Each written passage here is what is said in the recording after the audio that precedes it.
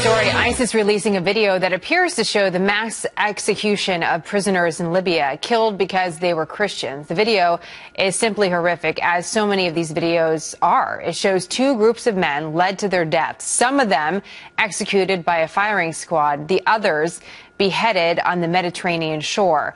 We're seeing Christians slaughtered by ISIS put on video. This is happening across the Middle East, now North Africa. Is this genocide? Fred Fleitz is a former CIA analyst and senior fellow for the Center for Security Policy. Fred, what do you think about that? Is this genocide? Is that what we're witnessing? Jenna, it's good to be here. This is genocide. This shows that ISIS is not just at war with the world, it is at war with Christians, and it's trying to say to Christians, you have a choice, convert to Islam or you will be killed. Now, they're giving them a choice that they may be able to pay a tax without being killed, but I think that is simply a temporary measure. The objective of ISIS is to kill all Christians in the areas that it controls.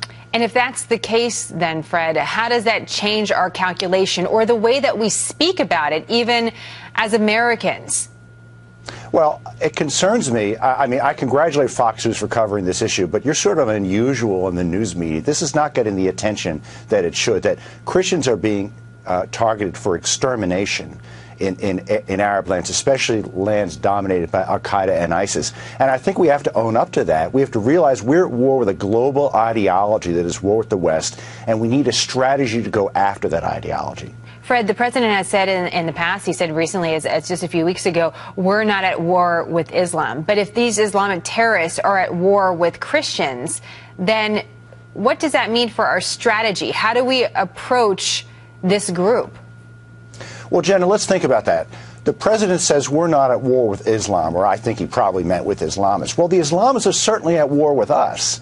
And if we don't acknowledge who the threat is, we can't defeat it. We need a strategy that refocuses the U.S. government and our allies to focus on radical Islam, which I would call the global jihad movement, and ISIS as a global threat, not a regional terrorist threat that's just focused on two countries. So let's talk about results and consequences then. When we saw this video, a similar video, I should say, a few months ago, we saw Egyptian Coptic Christians being beheaded. The Egyptians reacted very, very quickly with airstrikes. These are Ethiopian Christians. They certainly do not have the same resources as the Egyptians. What do we do differently this time around to elicit different results? Because even though the Egyptians were aggressive, ISIS is continuing to do this. So the results were not, the results did not change, even though it was met with more aggression. Well, I have two responses to that. First of all, the Egyptian response didn't really achieve anything, and we didn't provide the Egyptians with any support for that attack.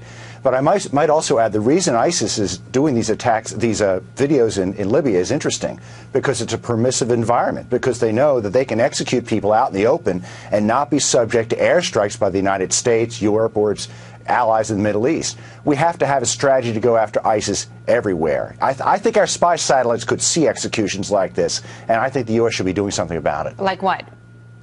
If we see airstrikes on a Libyan coast, we should send jets out there to blow these people to oblivion. I mean, I know if there's a lineup of people wearing orange jumpsuits on the beach in Libya, I can tell you our spy satellites could see that. And I think there's a reason videos like that are being filmed out of the open in Libya and not in Syria and Iraq right now. It is interesting, though, that some security experts interviewed on this topic say that there's really coordination that they're seeing now based on this video, that they believe that the ISIS representatives, terrorists, if you will, in Libya are working with those inside Syria, and it's showing that the group is coming together. Then, of course, you have the news today of those in America being arrested because they want to go fight on behalf of ISIS, the network extending to North America. So I get your point about airstrikes, but the broader strategy, Fred, what do we need? Because this continues to grow. Again, the results continue to be the same, that ISIS is killing more people and more brutally, and nothing's really changing.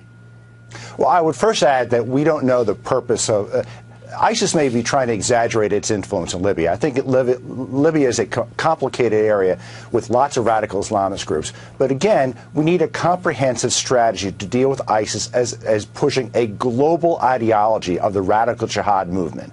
And since we're only focusing on it as a terrorist group that is in Iraq and Syria, we're not able to deal with this global threat.